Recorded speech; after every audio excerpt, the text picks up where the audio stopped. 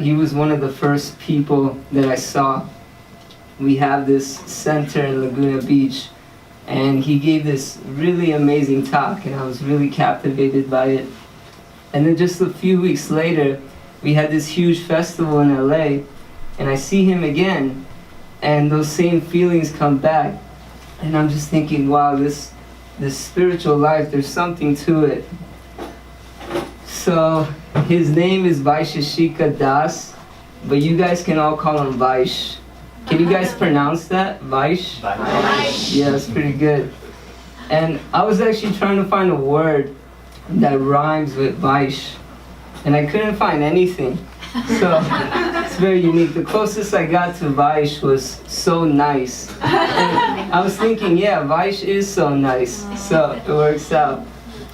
And Vaish, he travels around the world. He inspires thousands of people.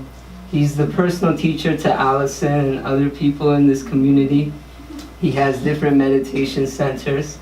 And he's also an author, and he recently wrote a new book called Our Family Business. And if you guys want to read it, you guys gotta kind of be part of the family. But Mantra House is a family, so you guys can all read it. And I'm just very excited and thrilled. So let's all give a very warm welcome to Vaish. Everybody can do that.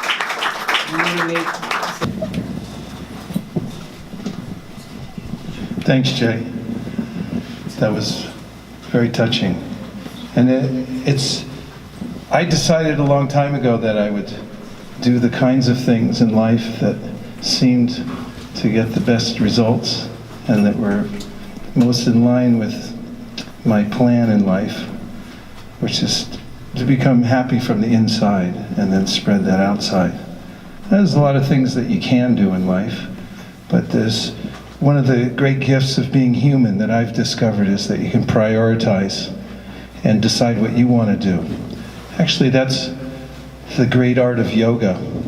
Krishna describes in the Bhagavad Gita that use your discrimination. So I feel really honored to be here with you tonight because there's no place I'd rather be than with those who are spiritually minded and inclined, because it really gives me a lot of happiness and energy. And I just flew down here from San Francisco this morning, where I live up in Silicon Valley. We have a community up there. And it's really, this mantra house is really powerful. I could feel the energy from across the street. It really drew me to come in here, because all of you are in here and now I get to see you. So thank you very much for being here tonight. And thinking about this point of prioritizing, I had some practical points. One is words. I like words. Do you like words? Okay, I'll keep talking then. One of the words I thought about, one day I realized that the word deliberate and deliberate are spelled the same way, but they're used in different parts of speech. And the idea of deliberation is a really powerful idea. The whole purpose of having wisdom literatures like the Bhagavad Gita, they're for us, and they're meant for deliberation. And when you deliberate, then, and some of the elements of deliberation are mentioned along with the history of the word, and one of them is to consider consequences. I could do all kinds of things, but there's a kind of in-tuneness with the world in which I start to see that whatever I do, there's a reaction for it, and there are consequences that come. And that by refining the way I do things, then I can also predict or I can make the outcome better. So this is part of deliberation, looking at the way I move in the world, and deciding to move in very deliberate ways. So after deliberation, which is kind of what we do here during this I mean, what we do in circles like this, where we talk about various philosophical, spiritual aspects. That is what you usually do here, right? At 7:30. And by deliberation, especially group deliberation, then you can be very deliberate in what you do. And that has a lot of power. In the Bhakti wisdom literatures, it's described that if you have focus, then you can really advance a lot quicker in your discipline. It's called tivrena in Sanskrit. Can everyone say that? Tivrena. Yeah, tivrena is really described as like a ray of light from the sun. But there's diffuse light, and you can also concentrate it. For instance, if you took a magnifying glass and you put the ray of light through it and put it in one place, then you could actually start a fire with a tiny little ray of light. So in the spiritual practice also, taking time to deliberate and find out about my direction and where to put my energy to prioritize it, that can be really powerful in moving ahead. That's kind of practical. And it's one thing that humans really do well, is deliberate. They take a lot of time to think and write and discuss. And that's one of the major parts of this specific kind of yoga that I've been practicing, which is called bhakti. I notice, and you'll notice too, in looking at the yoga wisdom literatures, that these very advanced sages and yogis spend a lot of time like this, talking and discussing philosophical points. So from deliberation, one can come up with a plan. So the title I gave tonight is that a fool can outsmart a genius any day if he or she has a good plan. You don't have to be super smart. Of course, all of you are for being here anyway. But the fact is that it's advancement in a discipline, and especially in a spiritual discipline, has a lot to do with taking time to deliberate, and then to find a plan that you can follow. And if you follow a plan very carefully, especially one that's already chalked out, just like sometimes if you're looking for something, you might want to use a map that's already been drawn out for you. And if you get a good map by a reputable cartographer, that's who makes maps, right? Is that right? Yes. Anybody know? Okay. Then you're going to find your place. So starting off in that way, deliberating and coming up with a good plan is very helpful. And there are three foundational aspects to a spiritual practice, or three principles that I've found to be very practical and effective. Should I say what they are? Please. Okay. So the first one is attitude. And attitude, interestingly, it seems to be a very ethereal concept. Doesn't it? I mean, you can't really see it necessarily, but you can see it in people. I mean, we do identify people as having a certain kind of attitude in the context that we talk about attitude, right? Have you ever noted that? Have you ever said that about somebody, that they had a particular kind of attitude? Like every day. Like every day you meet people and you notice they have, like, what's the kind of thing you might say? Well, I mean, just working in the film business here in this town is just, there's always a lot of reasons that you're like, oh my God, why did she talk to me with attitude, or, egos and things like that. So. Perfect. Yeah, and you notice it, right? We tune into people's attitudes. And so this is one of the ways in which the Bhakti wisdom literatures talk about how one can change the course of one's life in a more progressive way and advance spiritually, which is good for everyone. It's good for the person who's doing it and for the rest of the world.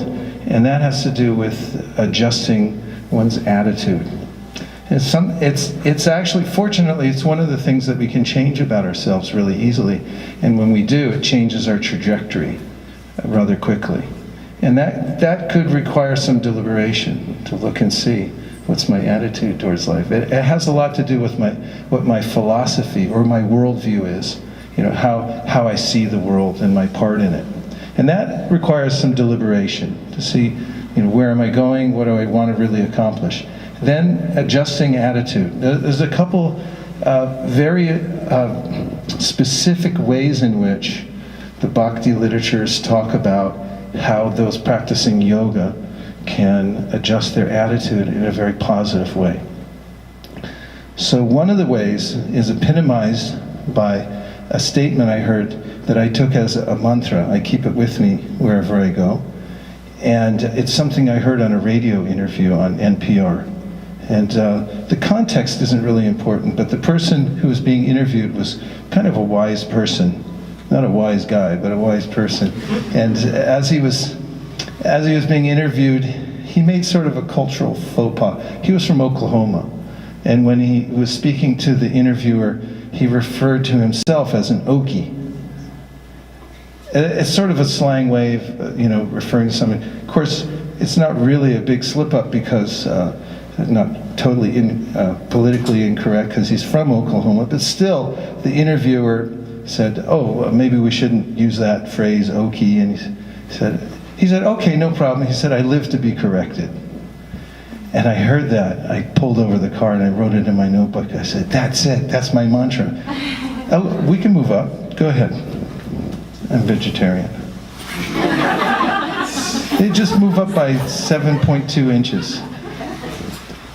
Just as a change of perspective, and there's more coming in. So I would like you to, let's see, you want to try it? Just say the mantra. I live to be corrected. I live to be corrected. I was giving a talk in India, and a very senior monk, raised his hand after the class, said, I had the mantra completely wrong. I thought my mantra was I live to correct everybody else. And everyone laughed in his case too, because it was kind of appropriate. That did seem to be his mission in life. And it's really powerful to take this. That actually, the sentiment for this mantra and the feeling of it really does come from the Bhakti teachings. That one should take responsibility for one's own advancement in life, and also to what happens to us. And take whatever happens as an opportunity to learn a lesson. You take the lesson out of it. Don't react to what happens to you, but do look for the lesson within it. And the idea, this is an attitude adjustment. It's a way of looking at the world that helps one advance spiritually. And so, if you try it out in a practical way, you may say it now while we're sitting here, but if you have somebody you're close to, when you live in close quarters with somebody, does anybody live in close quarters with somebody else? Friend, parent, cellmate, whatever, if you're on furlough. Anybody you live closely with, because we're all individuals, and we have different ways of looking at the world, which is a beautiful thing, actually. It's one of the very basic tenets of bhakti. And we may have differences of opinion. And so oftentimes there's friction between individuals. So if you try this, even if it's, you don't have to say it out loud, but think about it when kind of conflict comes up, or when even a reversal of fortune comes into your life, or even when you get a windfall. You can think about this idea of taking the lesson and thinking about how you live to be corrected, because yoga and the whole concept of many of the concepts that come from the Bhagavad Gita, like the law of action and reaction, karma, is all meant for our refinement. It is meant for our self-improvement. And the more that one is has prepared one's attitude in moving about the world to take the lesson out of each thing that happens, the more one becomes spiritually progressive. So this is one of the aspects of adjusting one's attitude. And the second one is to have a servant mind. And we've heard of servant leaders, you've heard of servant leadership. You may be leading the group, right? But at the same time, you're thinking, I'm leading as a service. Or wherever you go, if you look for a service opportunity, that is to do something good for others. Even Dale Carnegie talks about this in one of his books, which is called How to Stop Worrying and Start Living. And in there he says, if you come into a very stressful time in your life, or even traumatic, there's a way in which, if you think about how you can do good for others at that time, it brings you out of the small world of your mind, and you find that by giving, by serving, you actually grow. It's counterintuitive, because the way the world is positioned, according to one of the great philosophical teachings of yoga, is that I'm trying to survive. Even in modern economics, if you take an economics course, anybody take economics? I studied it, and this textbook always starts off with, this is a social science, and it's about scarcity. And that's what creates the law of supply and demand, scarce resources, and who gets them, and how are we going to use them. And there's kind of a struggle for existence that comes up. And in all of that, one may then position oneself to be the master, the dominator, the one who can exploit better than others. In fact, some aspects of modern education, from a very wide perspective, you might say, it's learning how to exploit the environment better. My sister was a geologist, and for some time she worked in exploration to find resources in the ground, and there's a rush to find these and take them. So the attitude change is to look and see how I can be of service. And there are many, or unlimited, I would say, opportunities to serve in this world. No one will find you objectionable if you have a servant's mind. Whereas if you have the master's mind, and you're thinking, how can I dominate, how can I exploit others? Subtly, you have that feeling, that attitude, or in a gross way, the way you conduct yourself, then people will be extremely happy to see you, especially when you leave.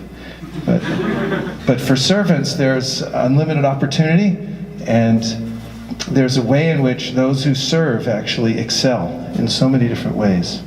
So the first tenet that I discussed so far was about attitude and how you can change. Attitude can change, you can adjust it at any time. And that two aspects of that, which are very practical. One is that I live to be corrected, take the lesson out of everything that happens. And the second is develop a servant's mind.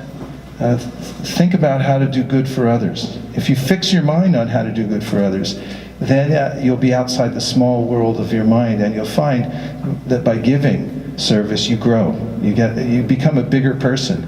Factually, you do. And in the eyes of the world, those who have the mood of unmotivated service, thinking how to do good for others, they, in the eyes of history, become actually the most celebrated of all people. The exploiters are definitely there in history, but they're not considered very well in the end. So I have two more points, and the time's going fast, but I would like to take a couple of reflections. A reflection is not a question, but it's just whatever you heard so far from the monologue, that anything that, a phrase, a word, concept that you found useful, that you can reflect back. And if you were to walk out the door here and then somebody grabs you by the arm and said, what was that guy talking about in there? This is the one thing you tell him right now.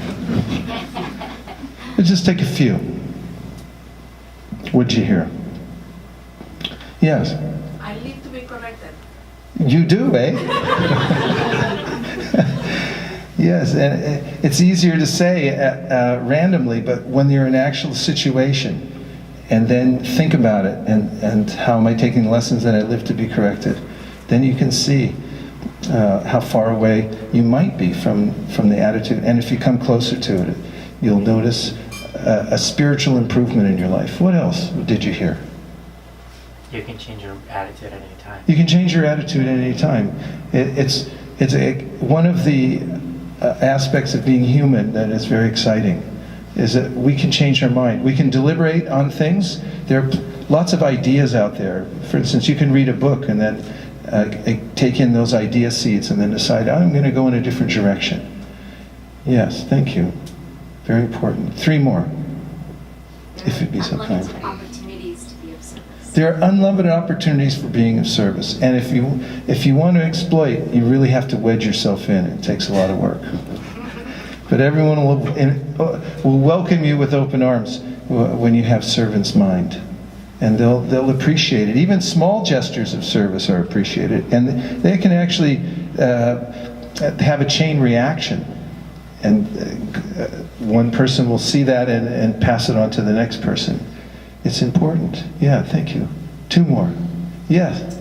Corrections are for your refinement. Yes, corrections are for refinement. In fact, I gave a talk at Salesforce last week, and the topic was about karma, which we called the cosmic sensitivity training. There's a way in which the whole universe is set up in such a way that I become more and more refined, more towards servant's mind, and more towards the attitude of finding the lesson and improving myself each time. And it's benevolent. It's not a punishment. It's actually a direction that's coming if I can tune myself into it from a higher level. Did I say 1 more or 2 more? 1 more. Okay, 1 more. Yes. Hi. Hi. I liked what you said just recently about not necessarily reacting, but looking for the lesson in things, and I think that's very, very useful. Yes, useful. It definitely is, and there's a way in which one can prepare oneself.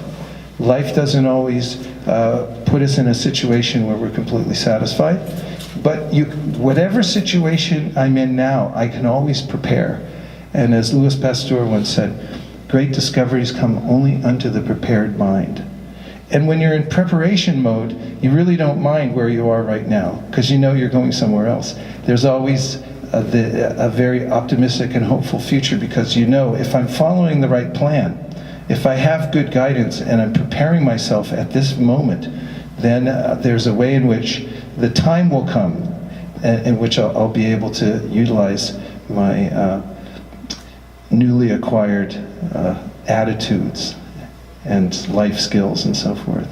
And you do have to prepare yourself for those things. That was it, right? That's all I get? Okay. I love the reflections. It's so helpful. So the second principle for making advancement, of course in any discipline, but in this context talking about refining oneself spiritually, is making incremental improvements. This is such a powerful concept, and it's fairly well known, but it's worth reminding ourselves about its power. And that is, as my spiritual teacher used to tell us, his students, he would go like this. He would say, drops a day, wear the stone away. And oftentimes beginning a discipline, changing one's attitude, trying to prepare oneself in a very practical way, or to give up a bad habit, may seem daunting. Yes? Please say yes. Yes. I just want to make sure I'm not the only one. And so where to start? First of all, I always like the concept of a wedge. Wedge has a tiny little end, and then it gets bigger and bigger. And if you put the tiny end in and then you apply a little pressure, then gradually it opens a space for you.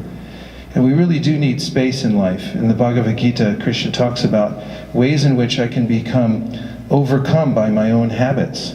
And I don't have any space left for myself. I'm dominated in ways that I wasn't expecting. And so how to get out of the cycle and how to enter into cycles of improvement and find new habits. We'll start with the very small end. It's almost like, have you ever, any of you come in contact with the science of homeopathy? You heard of that? It's a very interesting approach to medicine, but in homeopathy, they use highly diluted substances. In fact, the more diluted it is, the more powerful it is, because it becomes more and more subtle. So you get these tiny, tiny little pills that have like a molecule of a particular substance. And apparently it works, but there's a way in which I think of that in terms of how to start and move forward to get some momentum and positive practices in one's life. And you start with something that's so ridiculously small that your mind might say, oh, anybody could do that. Okay, so start there. And that kind of beginning, and then added with some consistency, helps one to become very optimistic about life. Because there is a sense that one might get living through this human life, that the environment is extremely crushing at times. I mean, that's a pretty harsh word, but you're resonating, right? Thank you. One can feel crushed. There's a lot of things that one can feel crushed about, and how to break that cycle, or how to empower oneself. And so this idea of incremental improvements, taking the time to do the smallest of activities on your plan and then move forward with that, is highly recommended in the Bhakti wisdom scriptures. In fact, there's a verse in the Sanskrit that says, Swe Swe Adhikarya Nishta Saguna Parikirtita, which means that you have to start at your own level with what you can handle. Don't try to do somebody else's quota. Start where you are right now with what you can handle. And if you do that, then you'll be able to move to the next step and the next step. In fact, it's compared to climbing a ladder. You get your foot on one rung, and when it's solid then you move to the next one. And then when you see that you can handle it, you move to the next, and you move to the next. And anybody can do that. Then of course it says, don't hang out on one of the rungs either. Don't go too fast, because you might slip, and don't go too slow, because if you go too slow, then your advancement might be distant.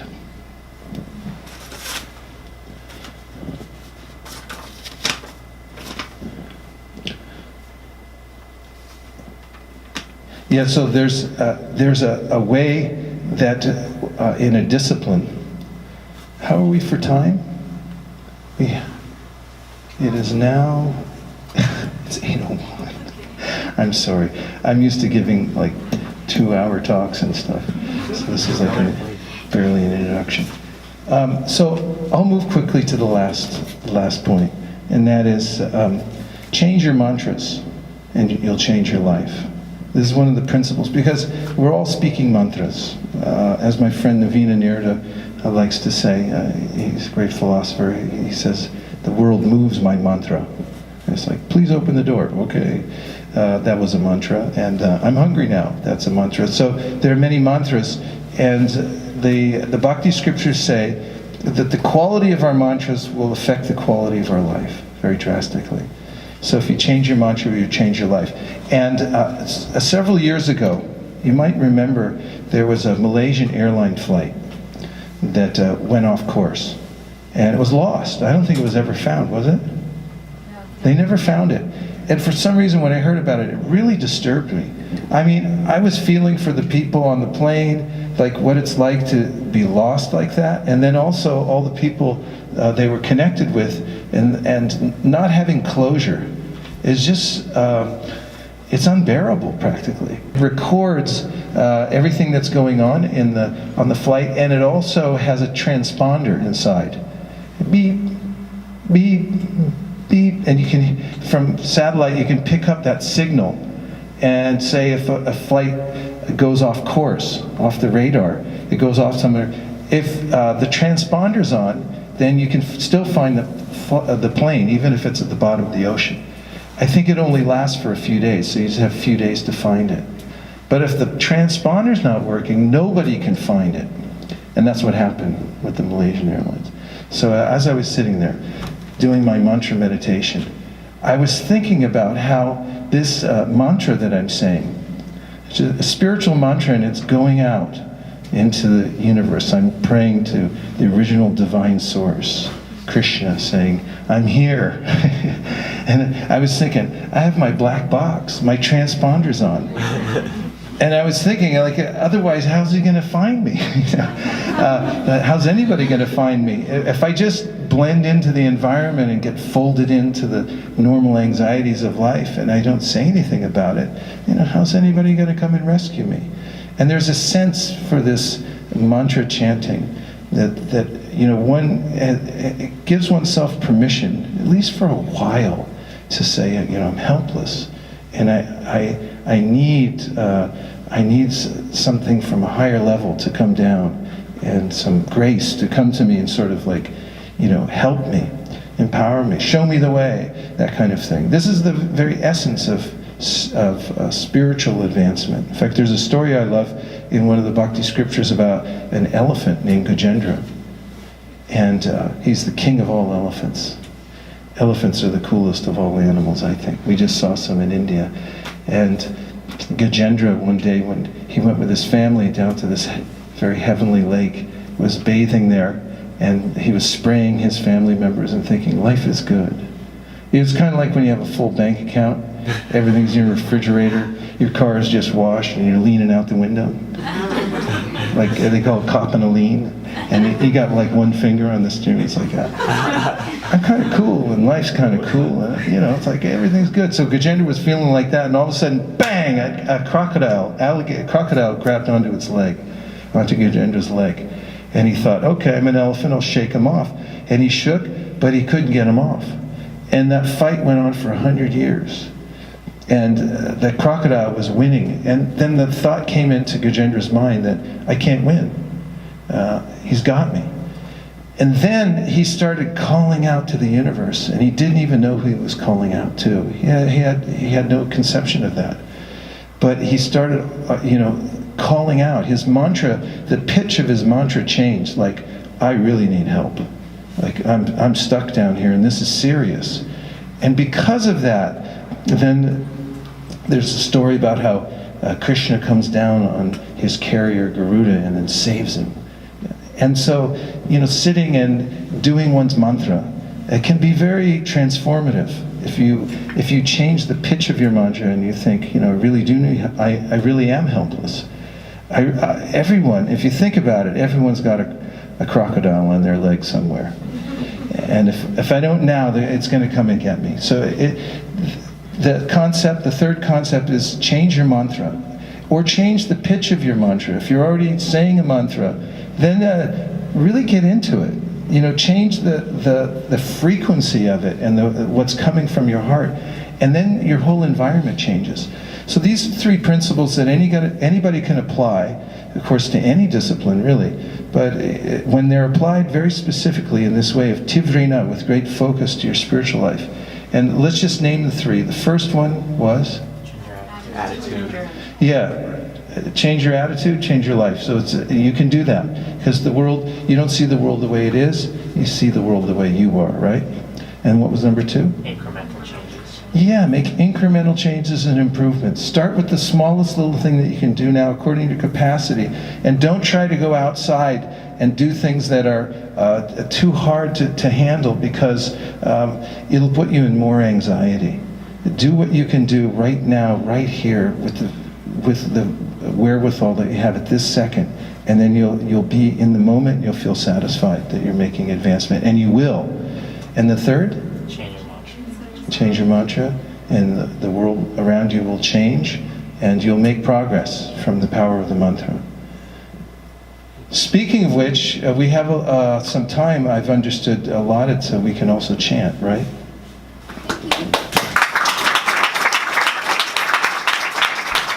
Thank you. Hare Krishna, Hare Krishna, Krishna Krishna, Hare Hare, Hare Rama, Hare Rama, Rama Rama, Hare Hare.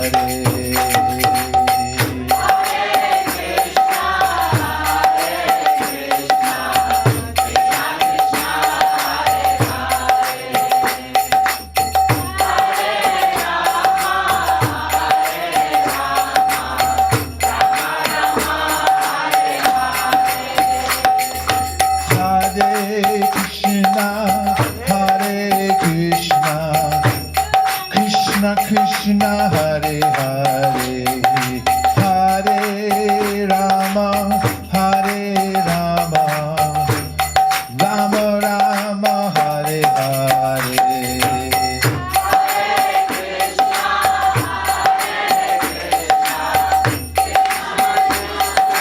Hare Hare, Hare Rama, Hare Rama, Rama Rama, Hare Hare.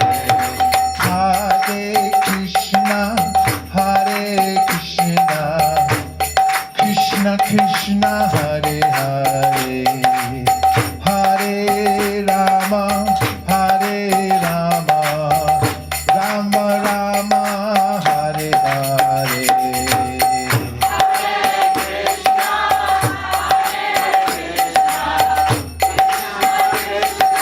Hare Hare.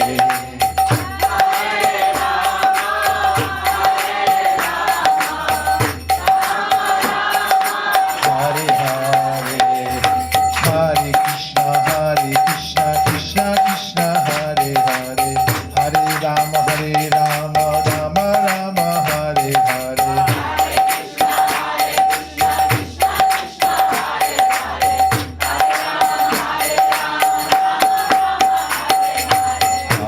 Krishna, Krishna Krishna, Hare Hare, Hare Rama, Rama Rama, Hare Hare.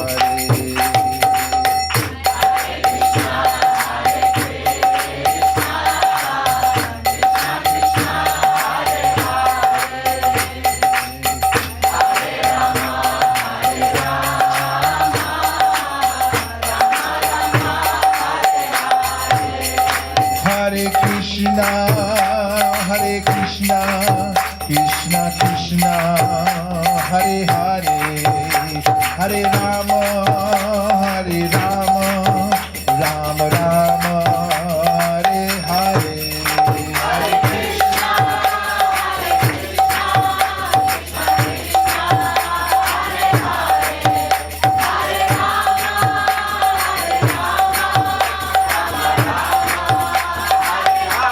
Hare Krishna, Hare Krishna, Krishna Krishna, Hare Hare, Hare Rama,